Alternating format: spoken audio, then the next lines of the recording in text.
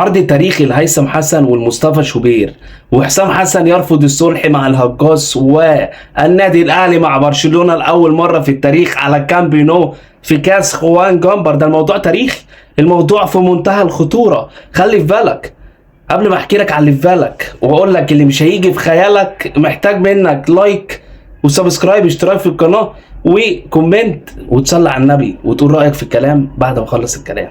انا كريم خليل ودي حلقة للتاريخ. توكلنا على الله. نخش في السريع لان الحلقة سخنة جدا.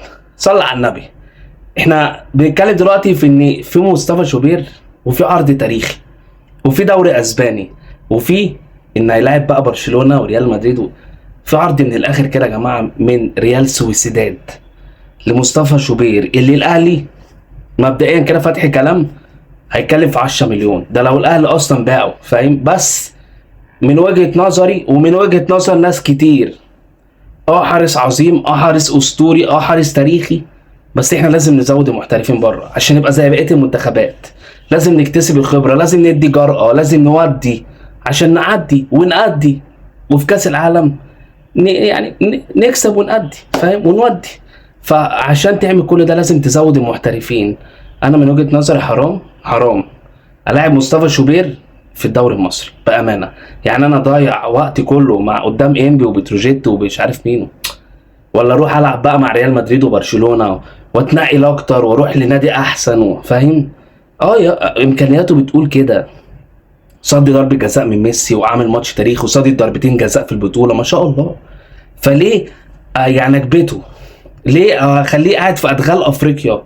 راح قابل الوداد وصن داونز ومش ايه يا عم القرف ده يعني؟ معلش مع احترامي يعني، معلش. الموضوع يا جماعه بقى عكس زمان. الموضوع دلوقتي احنا نقلنا الليفل تاني، دور ال 16. نبني ولا نهد؟ نبني. انا شايف من وجهه نظري يتباع، ده على مصلحه لينا كلنا، مش ليا انا، مش هاخد الفلوس والله، انا بقول وجهه نظر. طب هيثم حسن جاي له عرضين.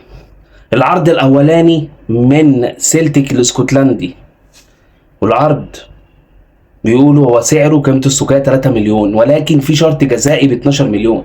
انا كنت فاكر ان ريال اوفيدو الاسباني هو حاطط يعني الرقم بتاعه 12، لكن ده طلع اصلا شرط جزائي، فاهم؟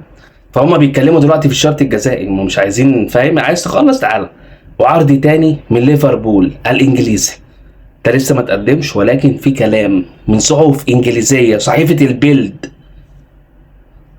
وصحف كتيره هناك بتقول طب ما تيجي نجرب. 12 مليون مش حوار، ما احنا دافعين في فيرتس ما عملش اي حاجه السنه اللي فاتت 120 مليون، 130 مليون، ودافعين برضو زيهم 160 مليون للمهاجم بتاع السويد، كان اسمه ايه يا جماعه، بتاع نيوكاسل. فدافعين ارقام، بنتكلموا في 500 مليون السنه اللي فاتت، فما جاتش على 12 مليون بتوع حمزه. ده الكلام اللي الجمهور بيقوله، انت فاهم؟ ايزاك دفعوا في ايزاك 150 ولا 160 مليون يورو، فاهم؟ فلما تجيب هيثم حسن حتى لو قعدته دكه تشوفه، ما بقللش من امكانياته يلعب على اي حد في العالم، فاهم؟ اللي احنا شفناه ده كلفت لعيبه الارجنتين مرتين في كلهم بيرقص واحد واثنين وثلاثه، الله اكبر عليه. جه النهارده مع عمرو اديب طبعا وادى تصريح تاريخي، قال له بقول لك يا عمرو انا ابويا زملكاوي. فعمرو اديب طبعا يعني انت فاهم شغل دماغه، قال له طبعا الزمالك مفتوح لك في اي وقت. هيثم راح باصص له قال له ماشي حاضر. ما هيقول له ايه؟ هيقول له ربنا يسهل لك. ما يعني انا عايز اروح لليفل تاني ارجع، يعني ازاي يعني؟ انت لو عمرو اديب وزملكاوي وبتلعب في اسبانيا وحد قال لك كده هتسيبه تمشي؟ المهم ان هو اداله كوبري تاريخي في اول الحلقه طبعا، وهو داخل راح هيثم مرقص عمرو اديب. نرجع لموضوعنا. انا مش عايز اطول عليك، انا عايز تيجي الكبسوله واتكل على الله. حسام حسن يرفض الصلح مع الهجاص. هنقف هنا شويه يا جماعه ونقول كلام للتاريخ. صلى على النبي. لما انا جيت اتكلمت وقلت رايي في موضوع مصطفى شوبير دلوقتي في اول الحلقه، قلت ايه؟ قلت ده رايي، وقلت بكل احترام. قلت يا جماعه احنا عايزين نطور. طب واحد جه قال لك كريم لا مش عايزينه يمشي والنادي الاهلي محتاجه، براحتك، ده رايك بحترمه. ينفع اقول له انت لجنه؟ لا. ينفع اقول له انت حد دافع لك؟ لا. ينفع اقول له انت مصطفى بيدي لك فلوس؟ لا. ليه؟ لان هو راي كروي في الاول وفي الاخر، مش مستاهل ان حد يدفع لك، صح؟ ينفع بقى كل موقف رضا عبد العال عايز يطلع نفسه منه يقوم قايل لك ده الجن، ده مش عارف مين، ده ناس مدفوعه؟ ليه؟ هو انت مين؟ معلش يعني اللجان دي يبقى لحد مثلا يعني مع احترامي ابراهيم فايق، سيف زاهر، ناس على الساحه ومكسره الدنيا وهم التوب، فلو قالوا كده ممكن واحد يعديها يعني. انما انت يا رضا انت بتطلع على قناه معلش مع واحد بيقعد يا كابتن ابراهيم، وبيطلع برضه في البودكاستات وبيقول كلام عبيط. فمع احترامي ما ينفعش ان انا انتقد بالاسلوب ده. ممكن انتقد باحترام عادي، ايه المشكله؟ ما تقول رايك، فاهم؟ يعني مهيب عبد الهادي برضه يقول لك هو بيغل من عيل عنده 17 سنه زي حمزه عبد الكريم ويقول مش هيعمل حاجه ليه يا جماعه؟ ليه؟ ايه الفكره؟ الفكره ابقى طالع على قناه وربنا كرمني وانجح وبتاع. طب هو انت لو قلت كلمه الحق ما انت هتنجح، بس انت للاسف عشان ربنا كاتم على قلبك فهو سواد، فاهم؟ فانت مش عارف تظهر الحلو ومش جاي معاك والناس مش مصدقاك لان انت مش مصدق نفسك، فهو الوحش بس اللي ظاهر وده اللي مخليك واقف وطالع، والوحش للاسف دلوقتي بيسلطوا عليه الضوء. فحسام حسن رفض الصلح، قال لك انا مش هتصالح معاه وما بيننا قضاء. ليه؟ لان هو بيشتمنا على طول دايما. وابراهيم اسمه ايه الهجاص طبعا طلع رد وقال لك ده لانه حسام حسن انا جيت كلمته وقلت له مش عارف انت مش واخد مصطفى فتحي ولا مش عارف مين ولا مصطفى محمد. راح حسام حسن قال له مالكش دعوه لما تبقى مدرب هبقى اقول لك ليه ما خدتوش. الراجل ما غلطش في حاجه.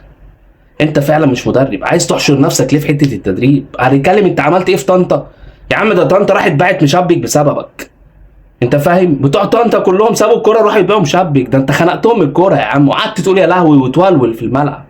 مش ده حصل قدامنا كلنا؟ انت ليه دايما عايز تزيف الحقيقه؟ واحد يقول لي كلامه صح، طب تعالى يا عم ابو كلام صح. رضا عبد العال مع هيثم حسن طلع انتقدوا في اول ماتش لعب وقال لك ده راجل مقرف ولعبه مقرف وما بيعرفش يستلم الكوره واللجان الالكترونيه بتوعه هو واللجان الالكترونيه وعايزين يقعدوا محمد صلاح. عمل فيلم وقال لك عايزين يقعدوا محمد صلاح ومش يقعدوا محمد صلاح. وبعدين استفدنا احنا من القصه دي ولا اي حاجه؟ وهيثم لعب وجه اشاد بيه بعد كاس العالم، نفس اللي عمله مع عمر مرموش. قال لك هيثم تاريخي وبتاع بعد البطوله.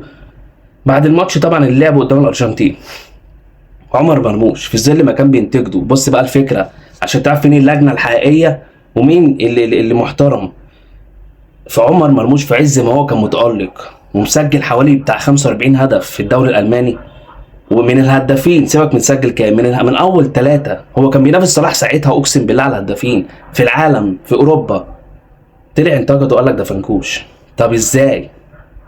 الراجل ده خد جوارديولا حط عينه عليه وجابه مانشستر سيتي، ده لو في اي بلد تانية هيعملوا له مقام، فاهم؟ ما بتحصلش كتير دي. صلاح اللي علمنا الليفل وبرضه راح مدخله في مقارنه مع صلاح وصلاح برقبته. يا عم طب انت في ايه؟ انت صلاح يعني مش عايزين نقول كلام عيب، ما عادي، ايه المشكله؟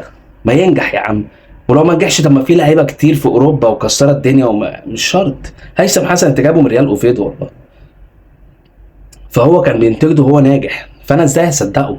فما ينفعش لما يفشل بعدها بسنه وبسبب ان هو قاعد في دكه في السيتي. على فكره مستوى عمر مرموش نازل بسبب كده، هو مش اساسي ونسي الكوره هناك. ودي غلطه من عمر برضه ان هو راح نادي ما يشاركش فيه، المفروض كان يحط نسبه مشاركه اي حاجه. فما ينفعش بعد سنه من هو قاعد دكه اجي انتقده. انت عارف لو شفت ارقامه السنه اللي فاتت هتلاقي ارقامه ما ينفعش اصلا حد ينتقده فيها. انا بالنسبه لي من افضل 20 لاعب في العالم. ف هو بقى ماشي بالمبدأ ده، يقول لك حسام حسن بيهنبك وقدام الكاميرا ومش عارف ايه ويعمل حركات وبتاع وبياكل عيش على الكلام ده. طب الراجل ده ودانا دور ال 16. هتقول لي اصله غلط قدام الارجنتين في اخر 10 دقايق، اقول لك جوارديولا غلط قدام ريال مدريد ومش بقارن ما بينهم، بس اي مدير فني ليه زله، فده مش معناه ان هو سيء.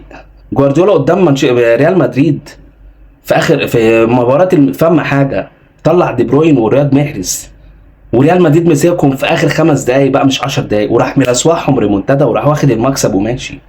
فهي مش ماشيه باخر 10 دقايق. ما انا قعدت برده 78 دقيقه، طب ما تديله حقه في 78 دقيقه. وسكالوني اللي كسب في الاخر كان قاعد 78 دقيقه متقدر ومفرفر، وبعد الماتش طلع قال لهم انا مش قادر اتكلم. وميسي عيط بعد الماتش، شفنا ميسي بيعيط احنا قبل كده؟ طب ما مباراه كاب فيردي دخلوا اكسترا تايم وما عيطش. الفكره ان لازم يقلل. ليه؟ عشان ياكل عيش. بيقلل من اي حد ما عدا صلاح. ليه؟ لان في عقد في فودافون بياكل عيش منه من الاخر. انا بجيبها لك على بلاطه. كتمنص مصلحتي اولا. فحسام حسن وابراهيم حسن رفضوا الصلح، قالوا لك بص فكك احنا هنمشي معاك قضائي، وربنا رجاله 10 على 10. هو النهارده لما طلع قال ان حسام حسن بلكه بعد ما قال له انت مش مدير فني، بلكه قال له انت مش مدير فني، فراح ردد عليه قال له يعني ايه يا ابراهيم حسام مش ابراهيم فني، انت كده بتقلل مني. راح حسام حسن عامل له بلوك. فواضح ان الموضوع معاه تصفيه حسابات. قابل وقعد بقى حسام براحتك، حقك القانوني وعيش، وفي الاخر هتنتهي على معلش انا عارف، ورضا هيخضع وهيقول له معلش انا اسف. بتسمع رضا عبد العال دلوقتي بينتقد عمر مرموش ليه؟ قرصوا ودنه قالوا له خلاص كفايه بقى وقتها افورتها. ورضا اللي جاي بقى عشان خلاص بجد يا جماعه لازم ننظف عشان ننجح، نبني على النجاح مش نهدم. كل ما نيجي ننجح لازم واحد محنك يطلع يأذينا بكلامه. دور ال 16 ما كناش بنكسب في كاس العالم ماتش يا بجح، وصلنا دور ال 16. طب ما نبني يمكن نوصل لنص النسخه الجايه، نوصل نص اللي بعدها نكسب. ايه المشكله؟ ما كل المنتخبات بتبدا كده، ونبدا نشوف الاكاديميات وبتاع. لازم يا جماعه كل فرحه كده تكبتونا، لازم الكبت ده. المهم في احتفاليه طبعا لمنتخب مصر بعد يومين في استاد القاهره وبتاع، عشان انا مش عجباني بصراحه احتفاليه ان انا اجيب بتوع ايجيبت لا احنا عايزين ايجيبت شويه والقاهره، فاهم يعني؟ شوف الغلابه اللي زينا برضه، فاهم يعني؟ فهم هيشوفوا الغلابه اللي زينا في استاد القاهره. المهم نحتفل عادي يا عم، عادي الفرحه حلوه والله. المهم بقى ايه، الاهلي وبرشلونه اخر حاجه عشان نختم، عشان طولت عليك انا عارف النهارده. برشلونه والاهلي لاول مره في الكامب نو، في الكامب نو يعني في الكامب لا. طيب ده حدث اول مره يحصل في تاريخ اي فريق عربي او افريقي في كاس خوان جمبر البرشلوني اللي اتعمل سنه 1966. ماشي، هنلعب على ملعب برشلونه الكامب نو في وجود بقى 80 ولا 90 الف مشجع، او على حسب بقى مدرجات وصلت لكام دلوقتي عشان بيجهزوا الملعب وكده. المهم يعني ان الماتش ده هيتعمل عشان نعزز العلاقات مع برشلونه بسبب انتقال حمزه عبد الكريم، اللي بالمناسبه مسافر بكره عشان عنده معسكر يوم 13 يوليو. على الدغري كده اي معلومه بتيجي هنا بقولها لك اهو. فحمزه عبد الكريم الحمد لله بفضل الله وباذن الله يستمر في النجاح ده، وهيروح مع هانز فليك لامين يامال وبيدري بقى ورافينيا وليلى في ليفل تاني ان شاء الله باذن الله ينجح. وهو على الرهان دلوقتي وهيبقى دكه شويه، لو ثبت ومسك في الفرصه كده كده برشلونه بتشارك يعني كل اللعيبه بتشارك. خلاص هيودي وهيعدي وهيأدي، انا عارف انا واثق فيه. فعايزين نعززوا العلاقات معانا شويه، فاهم؟ تيشيرتات بقى تتباع بتاع، ما يعرفوش ان احنا ماشيين بمبدأ حمو مرشدي هاي كوبي، انت في حالك وانا في حالي، ما علينا.